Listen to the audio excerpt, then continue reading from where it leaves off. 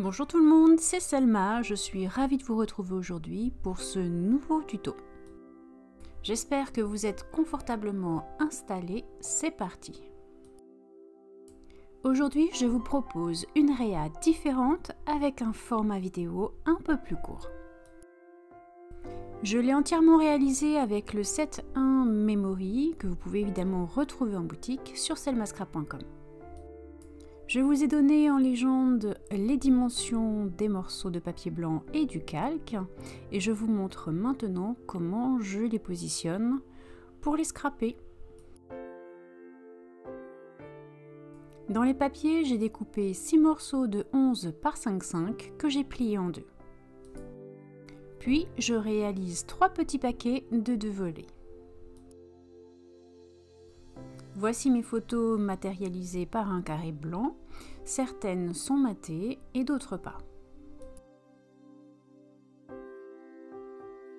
C'est ce papier que j'ai choisi pour les couvertures et j'ai découpé 2 morceaux de 5,5 par 20,5.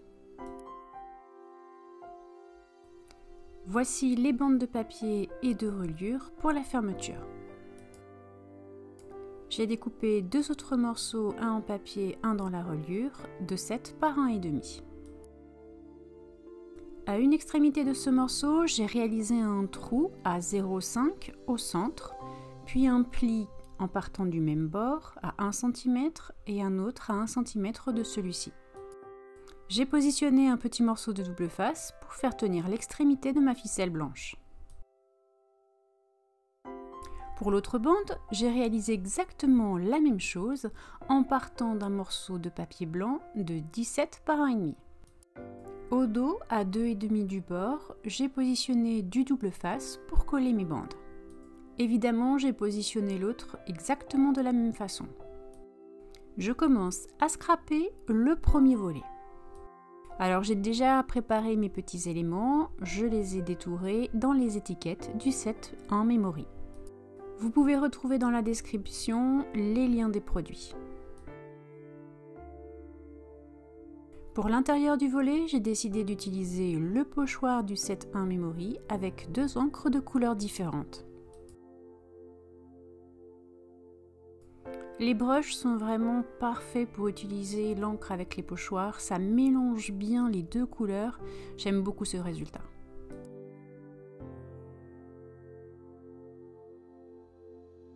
Il ne reste plus qu'à coller au centre la superposition de décoration.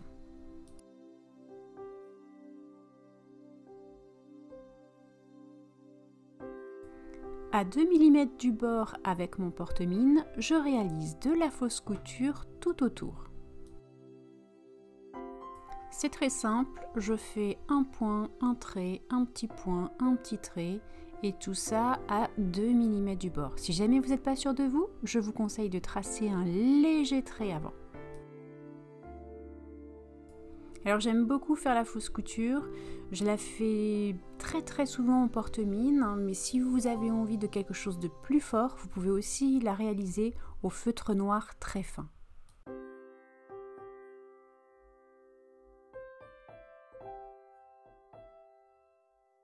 Pour la décoration, je suis vraiment restée très simple, très clean pour faire la part belle en fait aux photos qui vont venir se glisser dessus. J'ai scrapé les 2 petits volets, j'ai réalisé des trous dans chaque au centre à 0,5 des bords et je passe ma ficelle de 20 cm en commençant par l'intérieur. Alors si comme moi vous galérez un petit peu avec votre ficelle, c'est simple, agrandissez votre trou ou alors coupez le petit morceau à l'extrémité pour repasser correctement dans les trous. J'ai choisi de scraper des photos 5 par 5, mais on peut très bien imaginer par exemple des photos d'identité ou couper une grande photo en 4 morceaux ou en 6 morceaux. Maintenant que mes ficelles sont passées dans mes petits volets, je fais passer les extrémités dans la charnière du calque. Mes trous sont déjà prêts dans le calque, je les ai faits alors, j'ai commencé par le haut, 1 cm, puis à 4,5, 1,7, encore à 4,5, 1,7 et 4,5. Il faut réaliser maintenant la même chose sur la double page et cette fois j'ai troué à 1,6, 4,5, 1,6 et 4,5. Évidemment, au dos, j'ai réalisé un petit nœud au plus près du trou du bas. Dans les étiquettes, j'ai découpé le petit rond toutois, j'ai réalisé 2 petits œillets dans le reste de ma reliure et je l'ai passé dans la ficelle blanche. Pour faire tenir le tout au dos, j'ai mis du double face. Voilà, ce tuto est bientôt terminé. Il me reste à vous laisser découvrir l'intégralité de l'aria. Il y a plein de choses à voir, c'est vrai.